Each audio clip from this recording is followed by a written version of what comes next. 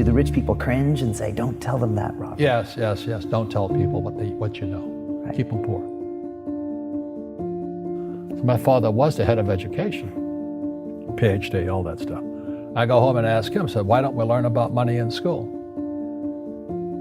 And he looked at me and says, because the government doesn't let us teach that subject. The government tells us what we can teach and what we can't teach. And I thought that was strange. And I said, but aren't we going to school to learn about money? He says, no, your job is to get a job.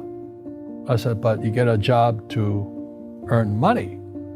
He goes, no, you're supposed to just get a job. And I went, no. Isn't the purpose of a job to earn money? He goes, you're correct. I said, so why don't I just learn about money? I can skip the job part, you know? And he got flustered and he said, if you want to learn about money, why don't you ask your best friend's father about money? And I said, why? That's Mike. So I asked him. He says, because Mike's father is an entrepreneur. And I said, what are you? He says, I'm an employee. I'm a government employee. And I went, oh, what's the difference? He says, the difference is an entrepreneur must know about money, or they're no longer entrepreneurs. And he says an employee doesn't have to know anything about money because the government will take care of them, the company will take care of them. So I'm all confused.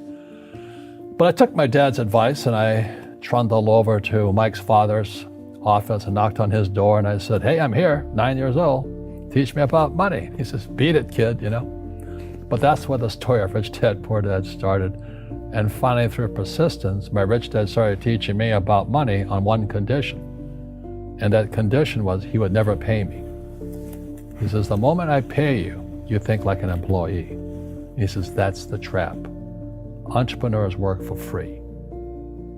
And now I'm 9 years old, my head's going cracking in half. He says, you never want a paycheck. You understand that, kid? I said, okay, I got it. And he says, well, how do I make money? He says, that's what entrepreneurs figure out. It's like, so how do I learn about money? So he would just break out a Monopoly game board. So I would work for free. I'd pick up cigarette butts, and he had hotels and restaurants, and I would clean and do menial tasks. And as I got older, I started getting into office work and marketing and accounting, and I was an apprentice basically, but I always worked for free. And he would teach me about money, but the way he taught me about money was playing Monopoly. And finally one day I got upset. I said, well, when are you going to teach me about money? He says, what do you think we're doing?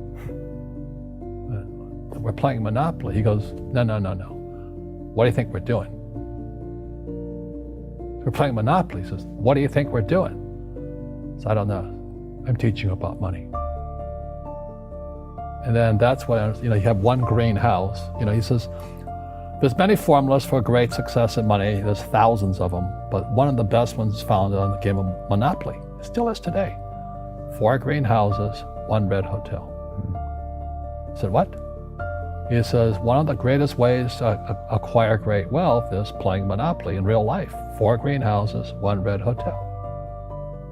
Is that all there is? He goes, that's it.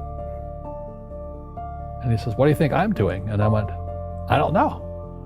So then he took me out and he showed me his greenhouses.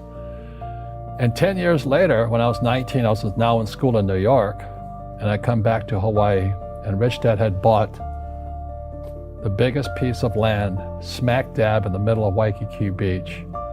And when you go to Waikiki Beach today, you'll see the Hyatt Regency Hotel. That was his hotel. Just like the game of Monopoly. Just like the game of Monopoly.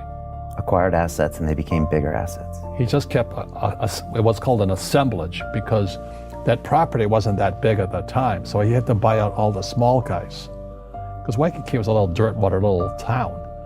So he'd buy out this shop owner and buy that shop owner. And it took him a while, but he finally assembled this large piece of property. And then he and Hyatt put up this giant hotel. And it just sold for $800 million. So that's how I learned about money.